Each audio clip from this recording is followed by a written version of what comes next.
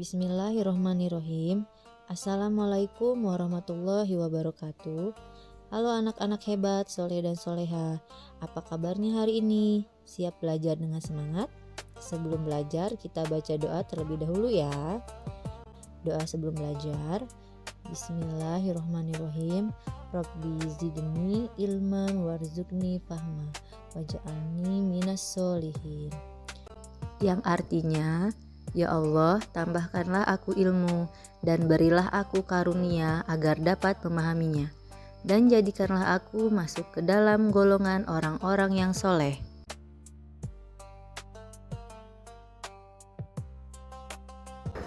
Pembelajaran hari ini yaitu pendidikan agama Islam dan budi pekerti, yang mana materi kita kali ini adalah meneladani ketaatan malaikat Allah Subhanahu wa Ta'ala.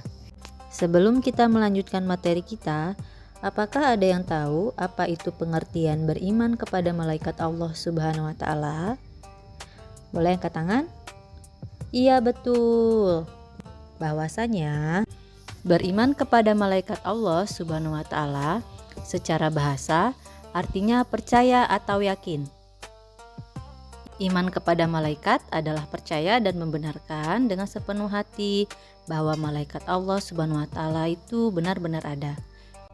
Dan keberadaan malaikat bersifat gaib, artinya malaikat tidak bisa dilihat oleh mata.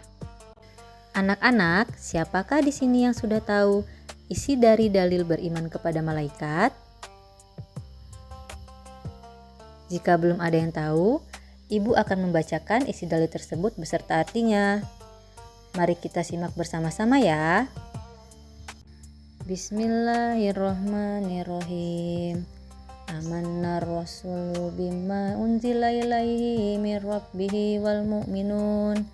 Kullu amanna billahi wa malaikatihi wa kutubihi wa rusulih. La nufariqu baina ahadi min rusulih. Wa qalu sami'na wa ata'na ghufranaka rabbana wa ilaikal masir.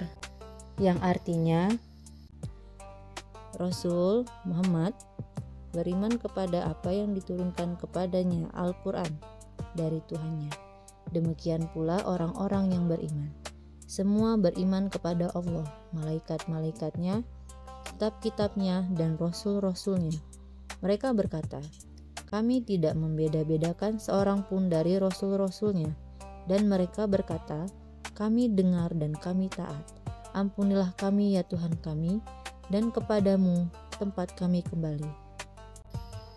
Quran Surat Al-Baqarah ayat 285.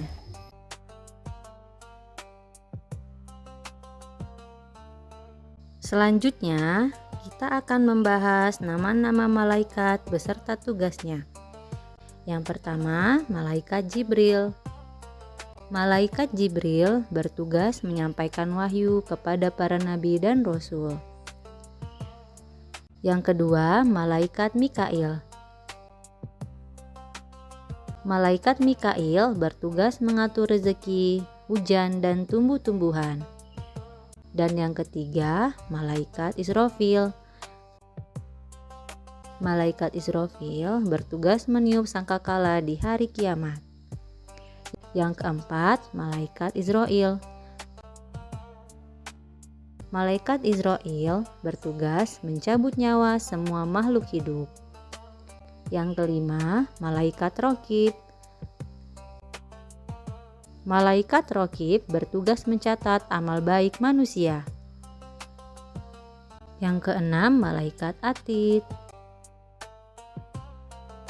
Bertugas mencatat amal buruk manusia. Yang ketujuh, malaikat Mungkar. Malaikat Mungkar bertugas memeriksa manusia di alam kubur. Yang kedelapan, malaikat Nakir. Bertugas menanyakan manusia di alam kubur. Yang kesembilan, malaikat Malik. Bertugas menjaga pintu neraka. Kesepuluh, malaikat Ridwan. Bertugas menjaga pintu surga. Baiklah, Ibu harap kalian bisa menghafalnya ya. Karena sudah sepatutnya kita sebagai manusia tahu dan hafal nama-nama malaikat beserta tugasnya tersebut. Kemudian selanjutnya kita beralih ke sifat-sifat malaikat. Sifat-sifat malaikat yaitu tidak pernah menyombongkan diri, selalu taat kepada Allah Subhanahu wa taala, tidak pernah membantah perintah Allah Subhanahu wa taala, tidak pernah durhaka, selalu bertasbih, tidak makan dan minum, tidak berjenis kelamin.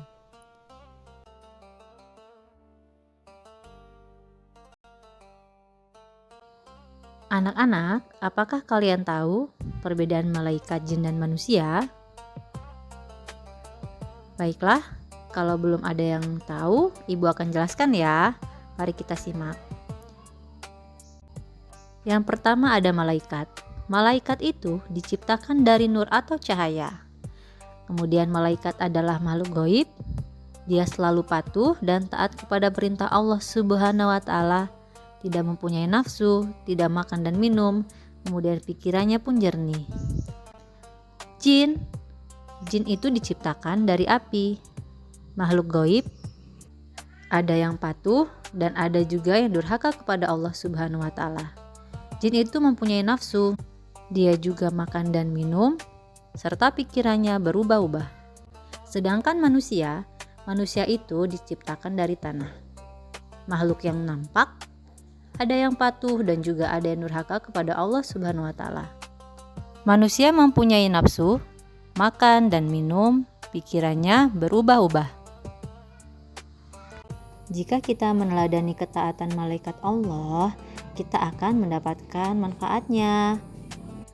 Seperti meningkatkan keimanan manusia kepada Allah Subhanahu wa taala, membentuk jiwa seorang muslim yang benar-benar bertakwa kepada Allah, mendorong manusia untuk senantiasa bertindak hati-hati, serta mendorong manusia untuk selalu meningkatkan amal baik dan menjauhi amal yang buruk.